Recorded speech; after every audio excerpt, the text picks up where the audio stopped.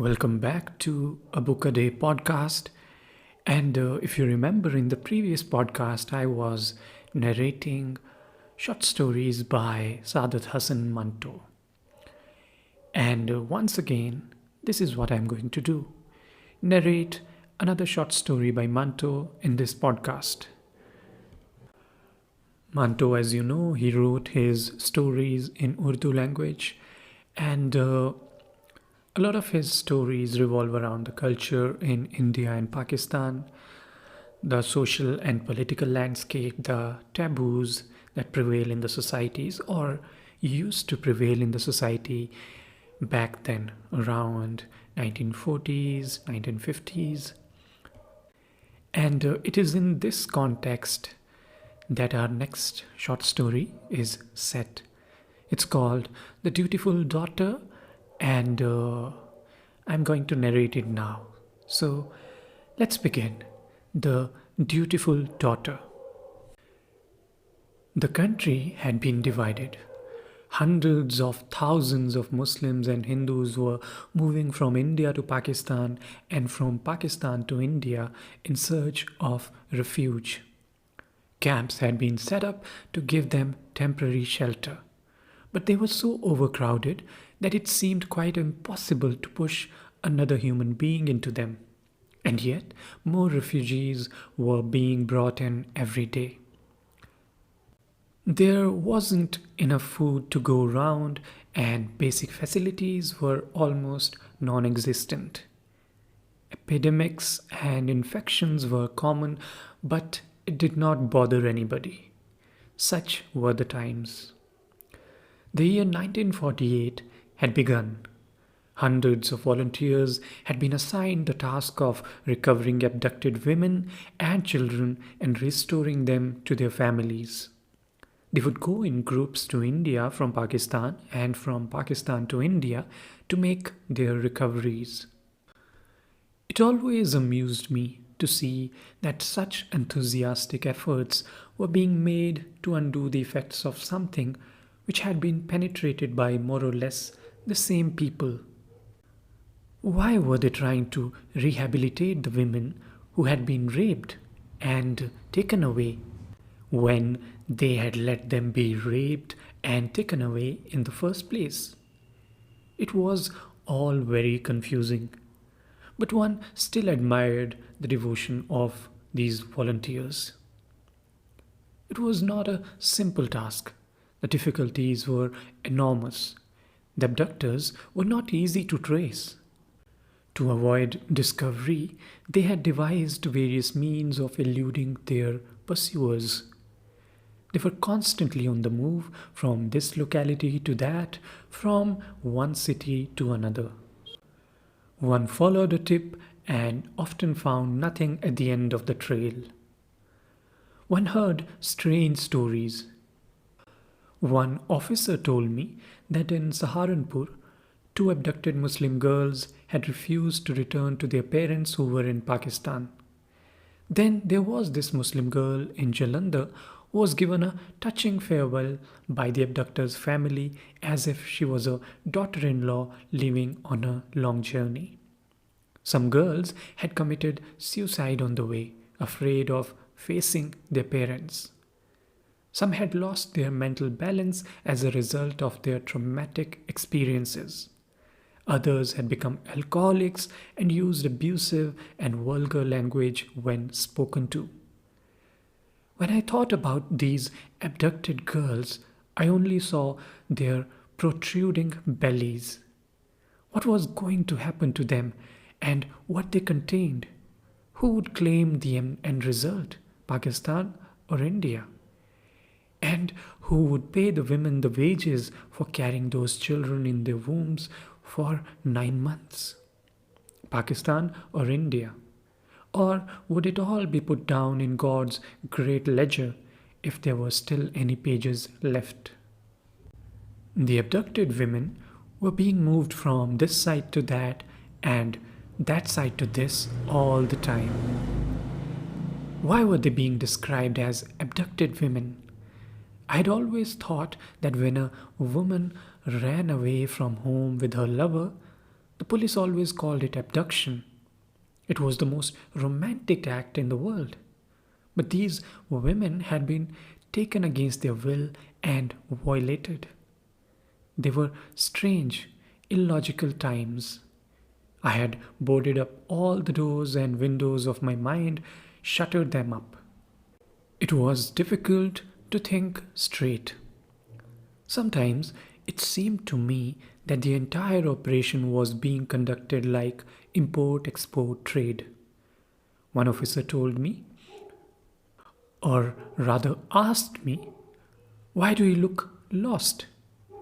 I did not answer his question, and then he told me a story. He said, "We were looking for abducted women from town to town, village to village, street to street, and days would go by, sometimes before we would have any success. And almost every time I went across to what has now become India, I would notice an old woman, the same old woman. The first time it was in the suburbs of Jalandhar. She looked distracted, almost unaware of her surroundings. Her eyes had a desolate look, her clothes had turned to rags, and her hair was coated with dust. The only thing that struck me about her was that she was looking for someone. I was told by one of the women volunteers that she had lost her mind because her only daughter had been abducted during the riots in Patiala. She said they had tried for months to find the girl but had failed. In all probability, she had been killed, but that was something the old woman was not prepared to believe. The next time I ran into her at Saharanpur. She was at the bus stop and she looked much worse than she had the first time I had seen her. Her lips were cracked and her hair looked matted. I spoke to her. I said she should abandon her futile search. And to induce her to follow my advice, I told her it was brutal, that her daughter had probably been murdered. She looked at me. Murdered? No, no one can murder my daughter. No one can murder my daughter. And she walked away. It set me thinking. Why was this crazy woman so confident that no one could murder her daughter? That no sharp, deadly knife could slash her throat? Did she think her daughter was immortal, or was it her motherhood which would not admit defeat, not certain about the death? On my third visit, I saw her again in another town. She looked very old and ragged. Her clothes were now so threadbare that they hardly covered her frail body. I gave her a change of dress, but she did not want to. I said to her, "Old woman, I swear to you that your daughter was killed in Patiala." "You are lying," she said. There was steely conviction in her voice.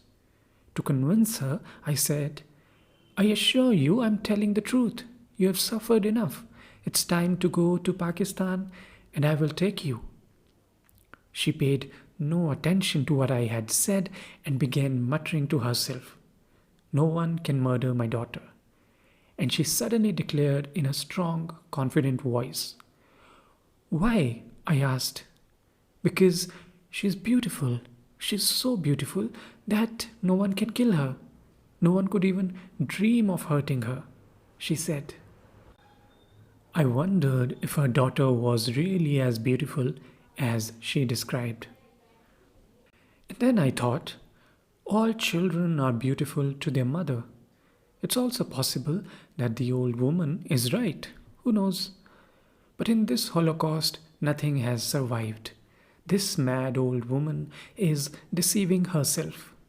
There are so many ways of escape from unpleasant reality. Grief is like a roundabout which one intersects with an infinite number of roads. I made many other trips across the border to India, and almost every time I somehow ran into the old woman. She was more than rather, no more than a bag of bones now. She could hardly see and tottered about like a blind person, a step at a time. Only one thing had not changed: her faith that her daughter was alive and that no one could kill her. One of the women volunteers said to me, "Don't waste your time over her. She's raving mad. It would be good if you could take her to Pakistan with you and put her in an asylum." Suddenly, I didn't want to do that. I didn't want to divest her of her only reason for living. As it was, she was in a vast asylum where nothing made any sense. I did not wish to confine her within the four walls of a regular one. The last time I met her was in Amritsar. She looked so broken that it almost brought tears to my eyes. I decided that I would make one last effort to take her to Pakistan. There she stood in Farid Chowk, peering around with her half blind eyes. I was talking to a shopkeeper about an abducted Muslim girl who we had been informed was being kept in the house of a Hindu moneylender. After my exchange with the shopkeeper, I crossed the street, determined to persuade the old woman to come with me to Pakistan. I noticed a couple. The woman's face was partly covered by her white chadar. The man was young and handsome, a Sikh. As they went past the old woman, the man suddenly stopped. He even fell back a step or two. Nervously, he caught hold of the woman's hand. I could not see her full face, but one glimpse had been enough to show that she was beautiful beyond words. "Your mother," he said to her. The girl looked up, but only for a second. Then, covering her face with her chadar, she grabbed her companion's arm and said, "Let's get away from here." They crossed the road, taking long, brisk steps. The old woman shouted, "Bhagbari, Bhagbari." I rushed towards her. "What's the matter?" I asked. She was trembling. "I've seen her, I've seen her." "Whom have you seen?" I asked. "I've seen my daughter, I've seen Bhagbari." Her eyes were like burnt out lights. "But your daughter is dead," I said. "You are lying," she screamed. "I swear on God your daughter is dead." The old woman then fell in a heap on the road. And that's how our story ends. Once again, you'll see the tragedy, but something that is so close to reality and something that really happened. These are the kind of events that took place during the partition back in 1947-48. And although Manto wrote a number of such stories, but I think all these events and all these stories, they really changed him. And then he became alcoholic and did not really live for a long time.